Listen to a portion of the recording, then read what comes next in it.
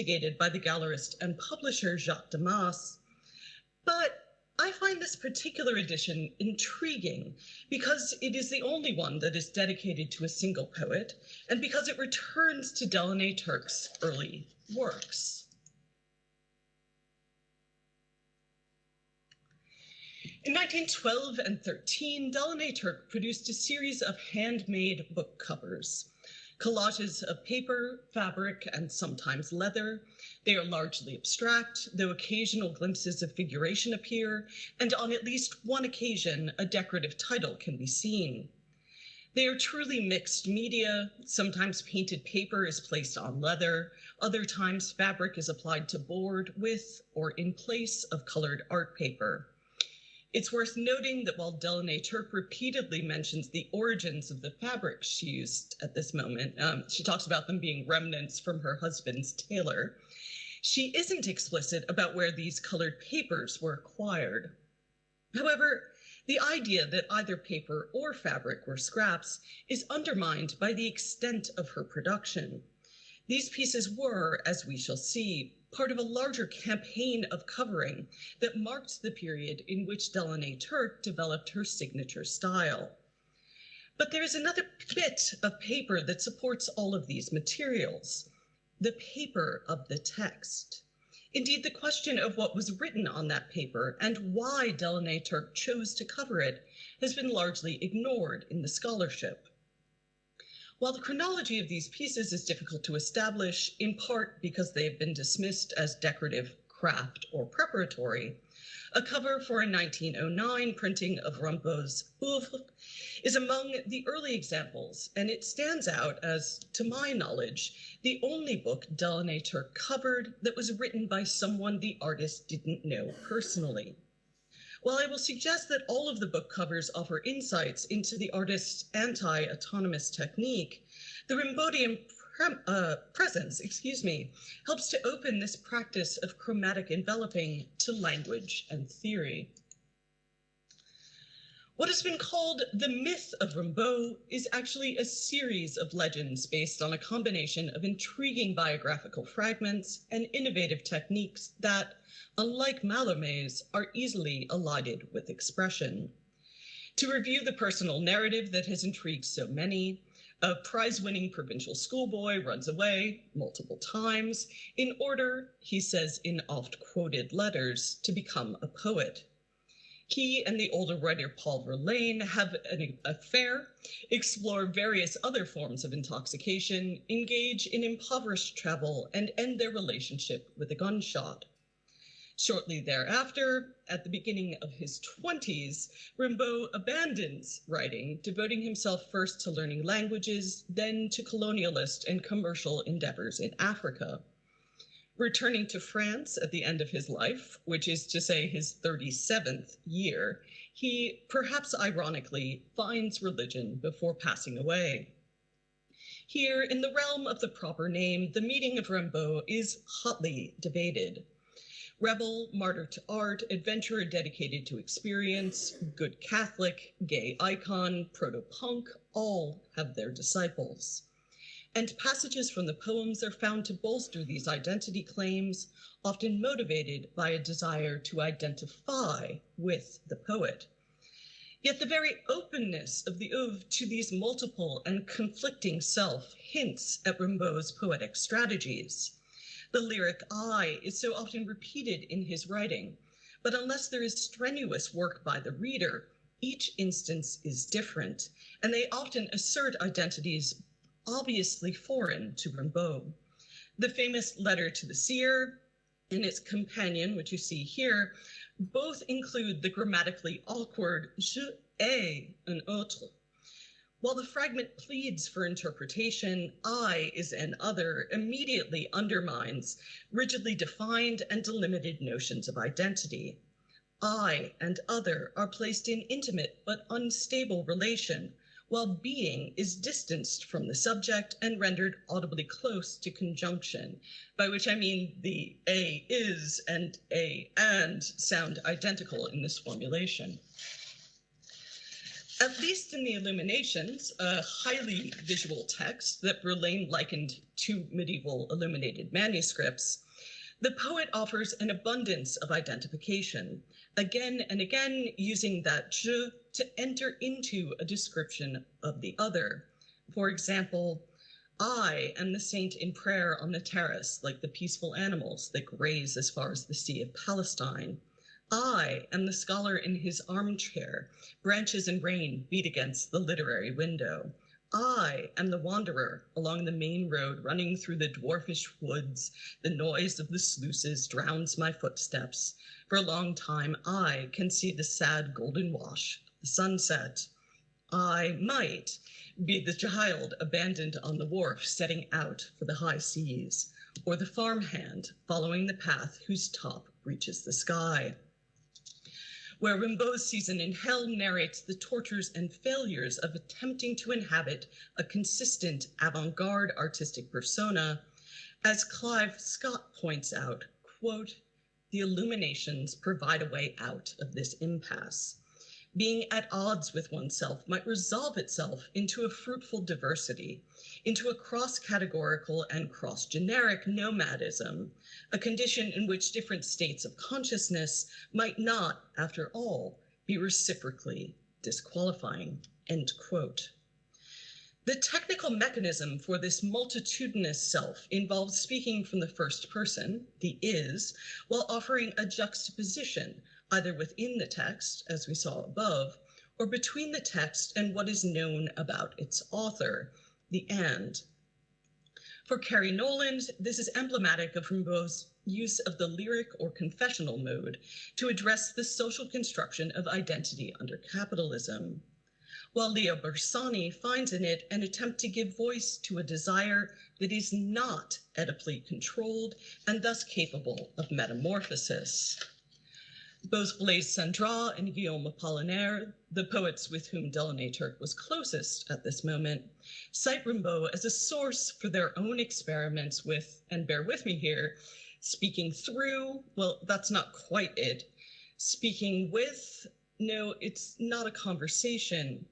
Speaking in the guise of, better, but it's not an act. And I do this because suddenly Rimbaud's grammatical contortions begin to make sense. So let's go ahead and say they am others. And I would like to suggest that Delaunay-Terk's work displays the visual equivalent of that I is an other procedure. Evidence for the centrality of the book covers in Delaunay-Terk's work is certainly present in the fact that one of her most celebrated pieces from this period was a collaborative, or as they like to put it, simultaneous book with Blaise Cendrars. A project that, as she notes in her memoirs and other writings, began when she made a book cover for his Easter in New York.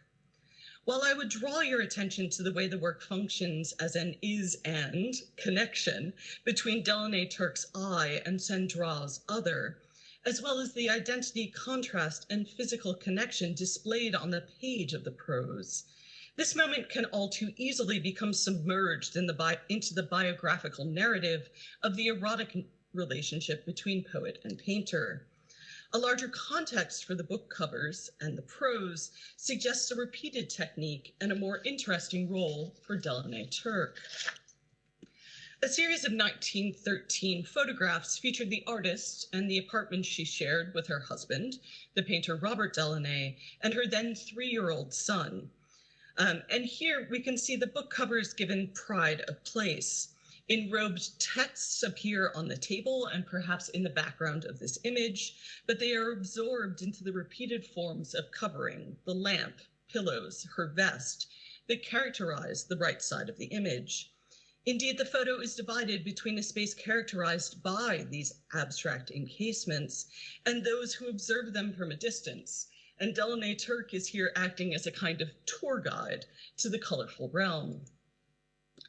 More obviously staged is this photo of the artist at her dressing table. Here, she not only props open a covered text with her hand, but several of them are displayed along the mantel, and a maquette of the prose is hanging from the wall. Even more emphatic is this portrait in which a veiled Delaunay-Terk presents the book cover as almost part of her person, perhaps even another form of covering. Without denying the ways that these images and the works they document actively address notions of surface, I want to critique the lack of scholarly interest in what was inside, or more precisely, what these coverings were up against. To do so, we must rehearse the details of Delaunay-Terk's life, which have not occasioned the same level of myth-making as Rimbaud's, but perhaps they should.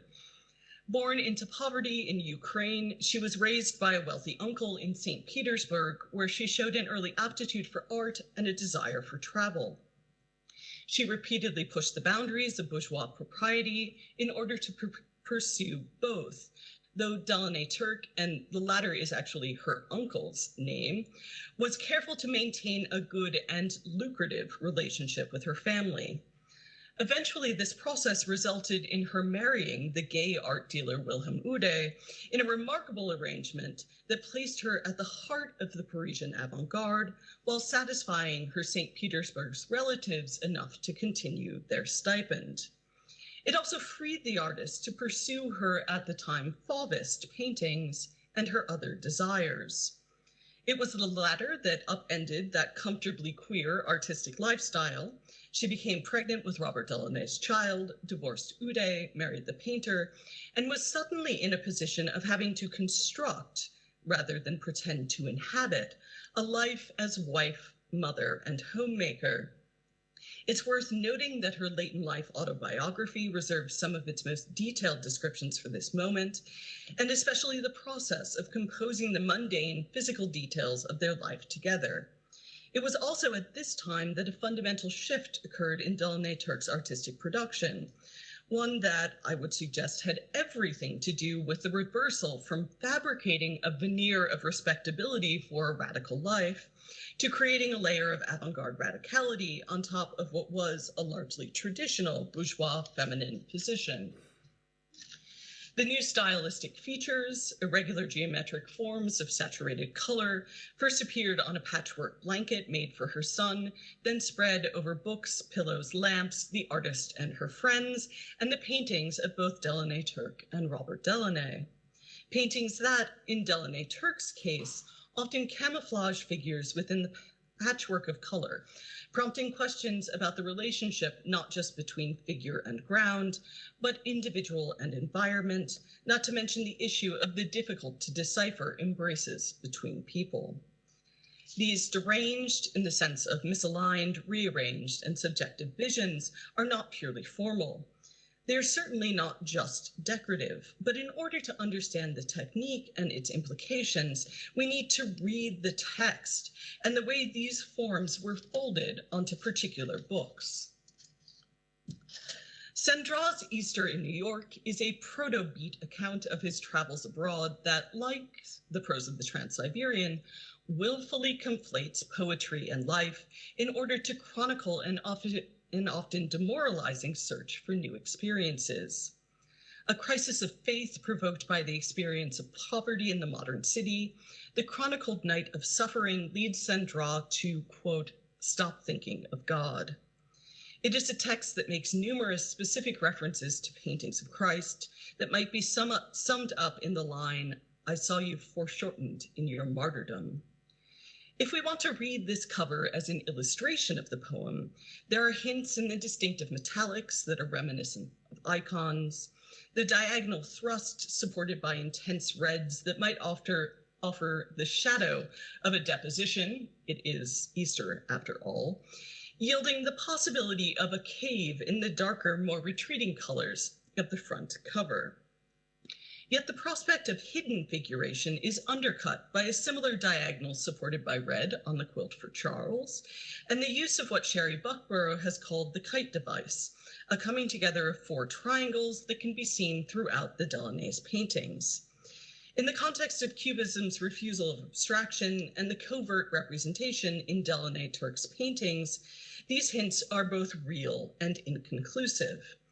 Yet the formal dynamic of the composition is precisely based on an alternation between identity. So we get gold triangle, gold triangle, gold triangle, and opposition, cold versus warm colors, careful simultaneous contrast in the blue and orange.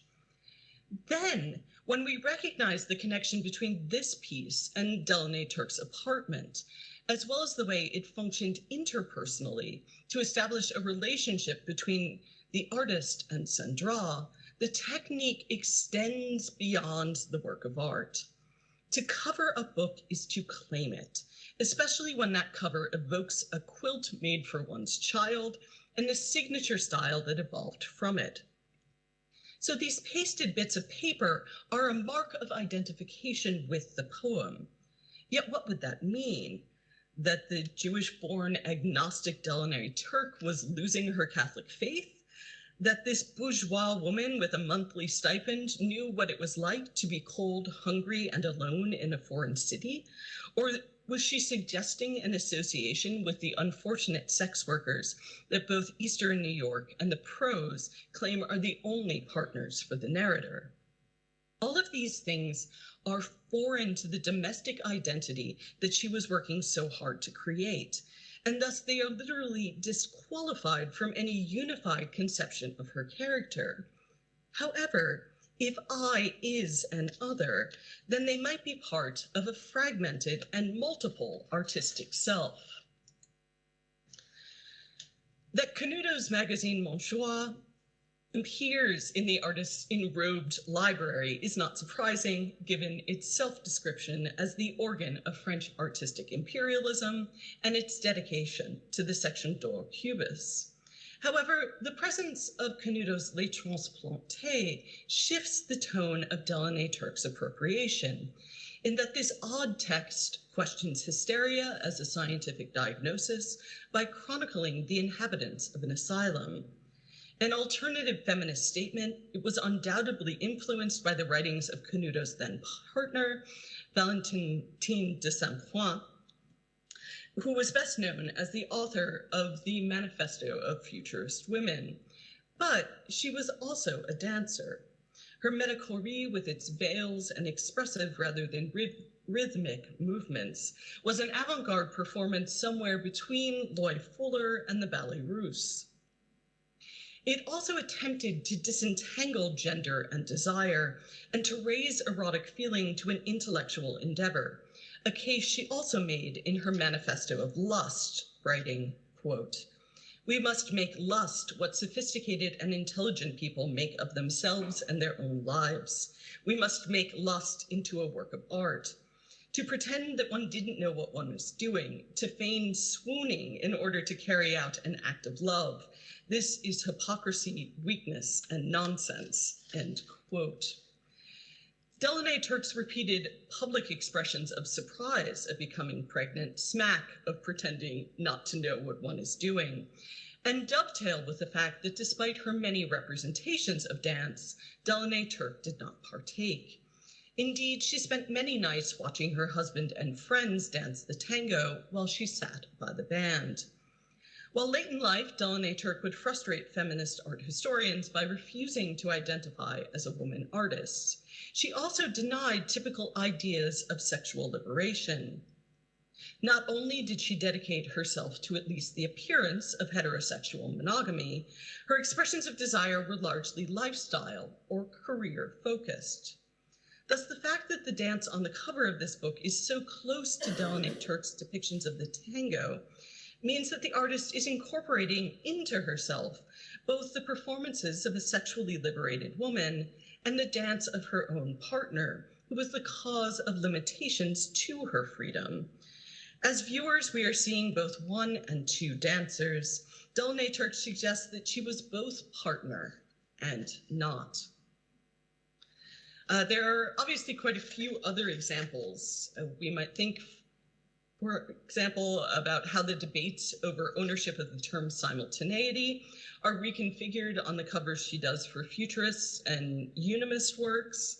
It would be interesting to think about why Der Sturm was covered, alongside the fact that she exhibited 13 of these covers in that gallery. We could also think about how the numerous texts by Apollinaire each receive a different treatment that is indicative not only of their contents, but of the poet's position as houseguest and confidant to Robert Delaunay. But for reasons of time, let me return to Rimbaud and start by apologizing for the lack of color in this reproduction. Rimbaud, both his biography and his poetry are colorful, yet that can often function as a misdirection, keeping us from noticing the dissolution of self necessary for the creation of his poems. As Scott notes, quote, Rimbaud is not only shackled by the pull of autobiographical identity, even if fictional, but his divorce from himself is also a transformation of self into other and a transformation of self into its own capacities, end quote.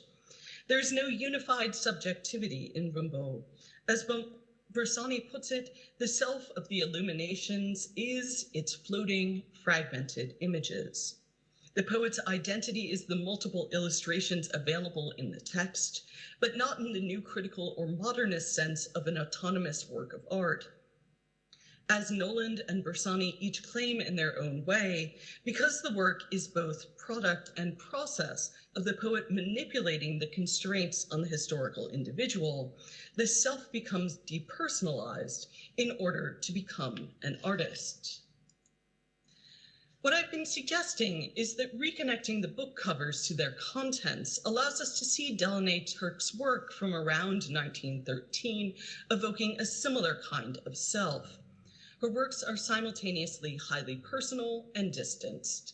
They signal similarity and contrast. As this dress with its shifted bustle and attached muff makes clear, Delaunay-Terk used the coverings she produced at this moment to rearrange and perhaps reorder her social world. They involve both being and separating herself from the structures beneath their floating colors. I is and an other. The political implications of these procedures are certainly not purely liberatory, but they do involve a bit of reorientation. Of particular interest to me for the theme of this conference is the way these covers establish an equivalence between the wild bohemian adventurer, so often positioned as the source of avant-garde art, and feminine decoration. Both are highly constructed. Both are in tense relation to the work of being an artist. To quote Rimbaud as if he were Delaunay-Terk, I find my dress as barbaric as theirs. Thank you.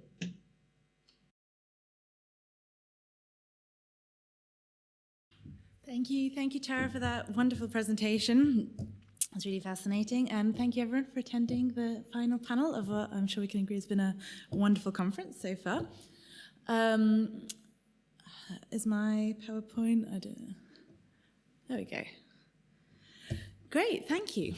Well, in the years immediately following the Russian Revolution, is it the green button? Oh, this button. The Moscow-based artist Varvara Stepanova created several artist books which integrated abstract art with experimental poetry. Throughout these, she created complex newspaper montages, intervening into the standardized columns of mass media with modernist rupture. Her books align easily with the critical map of European modernism. They feature those favored tropes: abstraction, collage, ready-mades. Nonetheless, Stepanova's career has been comparatively little studied. Her oeuvre has suffered from that regrettably common art historical blind spot, which is being overshadowed by a more famous male partner, in her case, the painter Alexander Rodchenko. Whilst her status at the forefront of the Russian avant-garde has encouraged a reappraisal of her output, particularly her textile and her clothing design, her books remain understudied. So in this presentation, I will reconsider her use of newspaper as a medium for abstract aesthetics. And specifically, I will focus on an area of culture which is conventionally seen as the opposite of art, and that's censorship.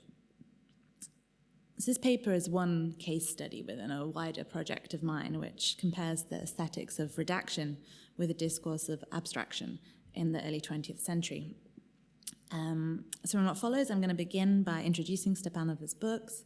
I'll then explore the historical significance of newspaper as a medium within modernist collage, before contextualizing Stepanova's work within Russian periodical publishing and censorship systems, and conclude by analyzing some unlikely parities between radical art and political redaction. So in 1919, Stepanova published the handmade book Gauschtschaba. It was constructed on newspaper leaves, and its pages alternate between abstract paper collage and handwritten poetry. Now, the title, Gauschtschaba, is untranslatable. These are not Russian words. They are playful neologisms invented by Stepanova, who was priming her readers for the Dada-esque absurdity that they will encounter within the book itself. And indeed, the book evinces, I think, a strong dialogue with Dada, particularly these collages, these sort of abstract assemblages combining found footage, adverts, postcards, and newsprint. But integrated amongst these are complementary experiments with verbal abstraction. The book presents several verses which Stepanova wrote herself and which she painted over the newspaper with colored gouache, always in perpendicular misalignment to the page. They consist of experimental poetry in a nonsensical language called zaum, which had been pioneered by the Russian futurists a few years earlier. The term zaum is formed from the Russian za, meaning beyond, and meaning mind. It translates best into English as beyond sense. Zaum sought to bypass the limited semantic range of standardized language and indulge in the rich potentiality of the incomprehensible. I've transliterated one of the poems on one of these slides. Here we have it. Stepanova composes new words by combining syllabic phonemes into neologisms, creating a lively, nonsensical soundscape interspersed with fragments of connotative terminology. For instance, in this poem, and the transliteration actually, it's you don't need to know any Russian to follow it because it's deliberately nonsensical, as you say. However, there are some elusive terms. So dreva is a declension of the Russian word for tree, and some analyst, Charlotte Grieve, has written about this book, and she notes that the terms postcard recall the English terms, postcard, so some fragments of foreign languages as well. But the intervening letters are pure disassociated sound, and so the text appeals to the reader's unconscious intuition, inviting a participatory form of individualized meaning-making. But perhaps the most distinctive aspect of Gauschtschaba is the ground upon which it is mounted. Stepanova wrote her poem on newspaper leaves. She utilized pages from the official Soviet government news organ, which is called Izvestia, and she used pages from this edition from July 1918. So the ready-made material par excellence, the newspaper has a privileged status throughout modernist collage. In appropriating it, Stepanova aligns her book with an expansive European tradition in dialogue with Cubism, Dada, and most directly, Futurism. A richly echoing referentiality ties her work with both canonical examples of high modernism and specific works from the Moscow art scene. For instance, artists such as Mikhail Larionov integrated newspaper segments into some of his portrait painting, whilst the Russian futurist movement itself published its manifestos in a specially produced publication entitled Gazeta Futuristów, the futurist newspaper. One can see the appeal of the newspaper form for the avant-garde. Its hyper-rational order offered a powerful counterpoint which served to enhance the absurdism that so many of these movements delighted in. Indeed, in the case of Gauschtschaba, Stepanova's, I'll go back a bit. Stepanova's scrawled, misaligned handwriting is all the more striking for being set against the typeset page and the overall orderliness of Izvestia. The rigid linear layout of the monochrome publication, its carefully proofread grammatical reportage, presents a calculated contrast to the colored, oversized chaos of the poetry. So the result is a palimpsest of intelligibility and its antithesis. And yet, whilst the newspaper provides a point of contrast with Zaum, it simultaneously offers a formal continuity with Stepanova's collage, because, and I'll skip forward to where I was, As David Banash notes, the newspaper is structured with collage logic, as its endless columns unroll with serial juxtapositions of words and images of everyday life. So in the appealingly analog technology of the early 20th century, of course, newspaper assembly was an extended process of cut and paste. It was a manual version. Text would first be arranged in standardized columns on a typesetting machine. Proofs of these long strips were printed, cut into constituent articles, and laid over light boxes where editors would arrange articles, headlines, and photos, physically gluing down components to create full-page proofs. So the newspaper editor's desk, working with a scalpel and a tube of glue, scattered fragments of articles and adverts, recall the tools and techniques of Stepanova's artistic atelier. But we could equally compare her studio to the technical arsenal of another workers' bureau, and that's the censor. Because the cut and paste constructions of newspapers such as Izvestia would have taken on a distinct significance in the July 1918 edition, which Stepanova was working with. The issue, of course, was released during the First World War, and during wartime, one of the defining traits of print culture in Russia was heightened censorship. I'm showing you. On several pages of Gauss-Chaba, Stepanova composes collage not by adding content, but by removing it. She cleaves blank segments of newspaper and overlays them atop of inked columns, as if the periodical's empty margins themselves had migrated to encroach upon the text. And this technique, I think, presents an interesting aesthetic parallel with the look of Russian newspapers during the First World War. This is an example of a newspaper, a daily newspaper called Day, from 1915. As we can see, it's been heavily censored. To remove an article, or a section of an article, I think, which was deemed to have compromised national security, the censors used scalpels to cut away the entire column of text, leaving the paper to be disseminated, to be sold and read with these gaping gaps and fissures. This is a very common sight on Russian newsstands during the war, particularly during the summer crisis of 1915. It's because censorship regulation intensified following the outbreak of the First World War, as the rising public demand for news corresponded with a heightened need to control and contain sensitive information. Although periodical censorship in Russia had lessened following the 1905 revolution, it was reinstalled again following the war. In June 1914, the government ratified the temporary decree on war censorship, replacing the comparatively lax civilian censorship regulations with a rigorous military censorship. And this initiated a wave of crackdowns on press freedom, which fundamentally changed the face of print culture. Newspapers such as Dien and many others were stringently sanitized, and they circulated in these notoriously mangled forms. Wartime censors used a roster of expurgatory devices, but the swiftest and most effective, and therefore the most common, was physically cutting away columns, as we see here. I can show you some more examples of more from Dien now. Newsstands were stocked with lacerated papers, their dense grey columns of text gaping with fissures of blank space. So in short, content cutting of wartime newspapers was an established part of print media for several years before Stepanova herself picked up a scalpel and cleaved bands of negative space into her book. Can we therefore argue that the political redaction itself presented a type of proto-abstraction, a visual emblem of negative space, which may have informed the very artistic experiment which it sought to control and curtail?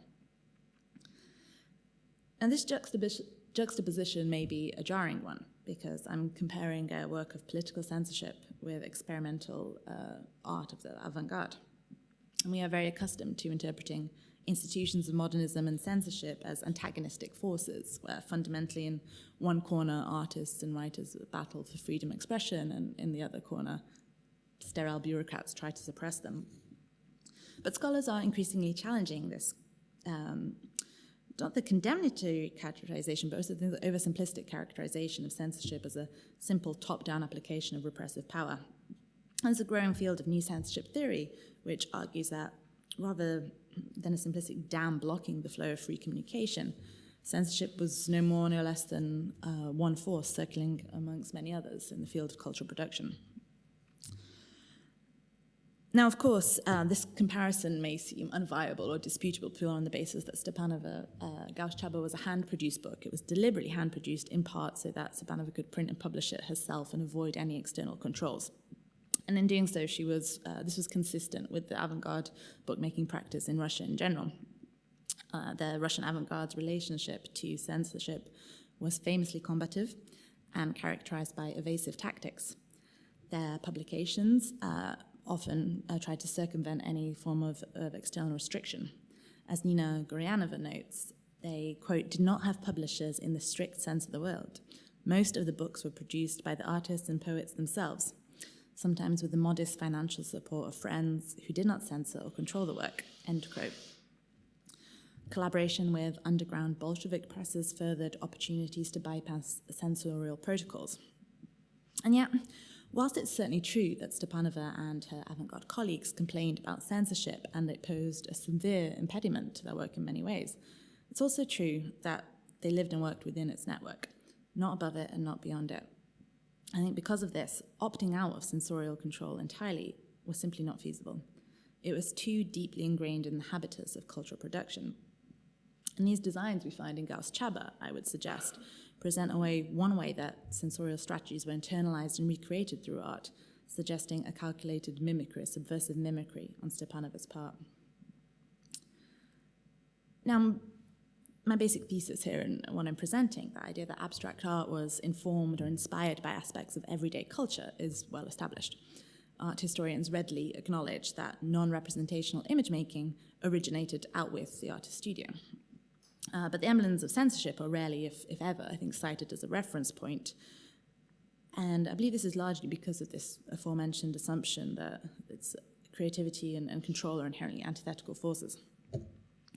Nonetheless, recent studies have shown numerous case studies of ways that censorship could stimulate as well as stymie creativity. There's a famous book written with this regard in particular to Russian culture by Lev Losev, who argued that in the 18th and 19th century, the quality of Russian literature was actually heightened by censorial restriction because writers had to try to outmaneuver their control, so they would double down and create a very densely encoded, deeply symbolic language he called Aesopian language, which was rich with double meaning. And then this is certainly one way that one can see that the quality of the enhancing the stylistic qualities of modernism through censorship. But I think not just evasion, perhaps direct imitation also played a part. Because as we've seen in Gauss Chaba and Dane, and Dien, the newspaper, are visually analogous because in each case we find strips of blank newspaper superseded over text. Moreover, there are material and technical correlations with the cut and paste columns in each case. But these parallels go beyond the formal resemblance of white, contentless columns toward the inherently negative method of Stepanova's work as well. As we've seen, Stepanova composed a nonsensical style of poetry from fragmented and reassembled phonemes which rest on the boundary between meaning and meaninglessness.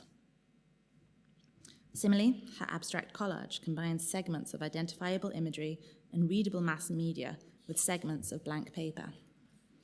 Gauss Chaba is therefore built by disassembling coherent content and reducing it to the limitless potentiality of abstraction and absurdism. And this essential process, dismantling documentary sources, cutting content, and integrating abstract segments within mass media, was also used by censors. It was used, of course, to completely different ends, controlling sensitive information, but the visual effects and the material systems are comparable. Moreover, there's a similarity in the manner of reading demanded by both a censored newspaper and a Zaum poetry. In each case, the reader must rely on guesswork and intuition to fill in the blanks. So just to conclude, I'll briefly address the overwhelming question of why. Why would an avant-garde artist seek to replicate the most reactionary of institutions? And I think a useful model to bear in mind this time is what Sergei Ushankin terms mimetic resistance. In his seminal study of Cold War samizdat, Ushankin notes that publications produced by political dissidents in Russia drew, quote, on the same vocabulary of symbolic means and rhetorical devices as those of the communist authorities they purported to oppose, end quote.